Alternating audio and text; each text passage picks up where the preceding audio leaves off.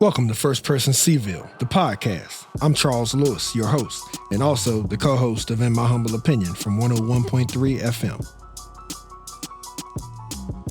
One night, while visiting a friend in New York City, photographer Marley Nichelle had a weird dream. In the dream, it was this woman telling me that I was a messenger.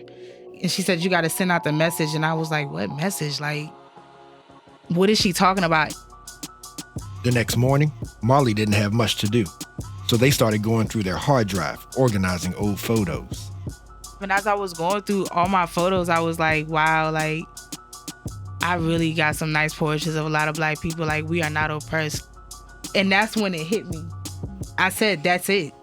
And I realized my whole career, I have been creating work that surrounds things that are not oppressive. And that's the message. Marley decided to put together a photo essay to capture that message. In Marley's own words, they wanted to create a narrative of liberation and healing of communities of Blackness by showing them power through language and visual arts.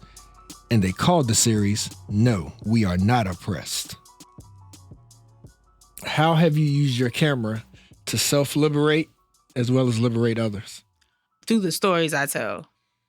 As an artist, it's our job to evoke emotions. I had to be taught that and not be afraid to, tap into my emotions and how I'm feeling, because honestly, that is what helps me create liberating work. It's not just for people, it's for me too.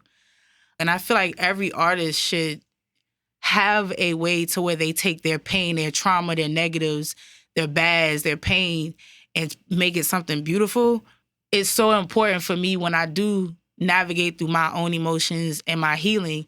It's like, how do I take these things and put it into art? And a lot of times when I have conversations with people just in Charlottesville, hearing people's stories, it's so heartbreaking, and I'm so compassionate because I don't want people feeling that way. Like, I don't want Black people here to feel like they can't thrive or they can't succeed because it's so oppressing. And it's like, oppression is a mindset, for real. It's really a mindset. Like, when I realized that, I was like, okay, I feel like the easiest way to help people is through art. And I hate that my work only pertains, like a lot of people do tell me, like, you only do work for Black people. Like, your work is just surrounding around Black people only. Like, why don't you, have it diverse? And I'd be like, because this is a real life reality of my life. Like, this is how I was raised. This is how I grew up. This is all I know. HBCU life, all of those things, like, just being around Blackness is all I know. I don't want to change that because I benefited from that. Like, I can go anywhere and know that I belong, especially with a camera, And I want to just show other Black people that too. And you can go anywhere and belong, and I get to tell those stories behind my lens. And that's why I create those liberating stories. And that to me is empowering, because it's like, yes, figure it out. Now, when you have viewed what people considered oppression in Charlottesville, how has it been different than what oppression may look like in the Gullah Geechee community? This is why I always encourage people to leave away from home, because you get to see a different perspective of oppression. And when you living in Gullah culture, because we're really a self-sufficient culture, land is important to us. Surviving is we don't depend on anybody to, to provide for us. So we have a do it ourselves mentality.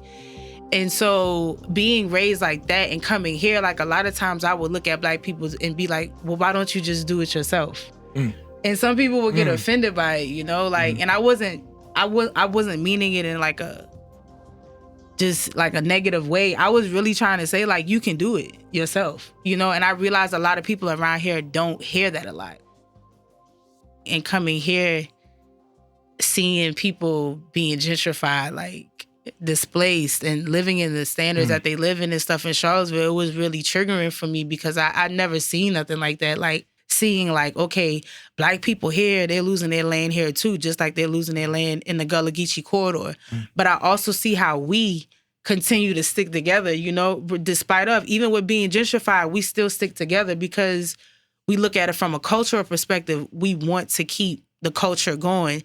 my Gullah community raised me to be, and to show Black people, no, we not oppressed. Like, we can do this if we want to. There's power within ourselves. So I feel like we have similar issues from a racial perspective, but it's still different culturally. It's just different culturally. I'm trying to connect Gullah culture, show the similarities in Gullah culture in a lot of ways, but use my culture because it's a liberating and rebellious culture. I'm using that through the No We Are Not Oppressed series by documenting these different Black and brown people from different cultures of Blackness to show diversity, because a lot of Black people don't know that within Blackness we're diverse. They think just because everybody Black, we all are the same. And that's not what it is. And so No We Are Not Oppressed shows the differences in our cultures within Blackness, while also showing that we too still belong, although that we're all culturally different. Now, speaking of which, culture, land, you recently took a trip to Ghana to take pictures of the experience and work to translate it back here in Charlottesville. So can you share more about that work, including like what does oppression look and feel like in that space? So the experience, that was my second return to Ghana. The first time I went, I had just got into photography and I was actually learning how to, I'm self-taught. So like I teach myself how to take pictures really for real. And I was just like, well, I'm gonna go and practice. And when I did, I was like, okay, this is a different vibe. But the second time I went as an actual professional photographer, like mastering the knowledge of photography, and this time it was different because I actually had a different eye and vision, and I could like literally feel the oppressiveness within Ghana, not through race, but politically. I do feel like there's a big disconnect between Africans and African Americans. Our realities are always displayed through the media in such dangerous ways to where a lot of Africans look at it like we're ungrateful and, we're spoiled and we don't. I understand where they're coming from their circumstances and them not having the resources that we do. But then, like, I also look at our reality, too. And I have to sometimes tell them it's the same because of politics. And once I started recognizing that deeply more going to Ghana, like my second return, I was able to, like, communicate with other Ghanaians by learning, like, just having how I did here when I moved here, just getting to know the community. I did the same thing when I went to Ghana. Like, I'm not here to just vacation and have a good time. I'm here to learn, like, what knowledge can I take back home to help? Or how can we reconnect to, like, just hear each other's stories? That trip really showed me the importance of connecting with Africans and Africans connecting with Black Americans and how we can just together figure out a way to, like, show each other and hear each other's stories. Because both perspectives, honestly, when it comes to the transatlantic slave trade, are valid. It's not just Black people in America. It's not just our trauma. It's Africans' trauma too, like, when we have to listen to each other. So, like, what does it look like to navigate quote unquote oppression for you as a Black person who is openly part of the LGBTQIA plus community? That is a really good question, because I have never felt oppression from a racial perspective, but I've always felt it from being queer. Within the community though, and that's the community of Blackness. For me, like, I've been queer my whole life, so trying to even grow up and understand it was kind of hard. And so me now though, in the space that I am, I'm really big on healing. Like, that's why I created the No We Are Not Oppressed, to be a narrative of healing, to show perfection in imperfection. But a lot of people may not believe it because I don't carry it, but I do feel oppressed sometimes in certain situations, especially being queer. But I never try to show it because I feel like I can overcome it. It's just navigating, trying to figure out how to overcome it to be able to be like an example for the next person. What advice would you give a young person who wants to work at this intersection of photography and social justice? For real, the best advice I could really give a younger person is to never think too deep into it and to always stay true to yourself. When it comes to your beliefs, what you feel, what you stand in, And always give yourself room to grow. Everything is I tell people it's a process. Even though 4 years seems like a short amount of time to do a lot of things with my photography, for me it feels longer because I put in a lot of work. Like, and when I say that, like, I want people to really understand, like, that is the key to success and being able to, like, take risks and believe in yourself and confident and not expect yes every time.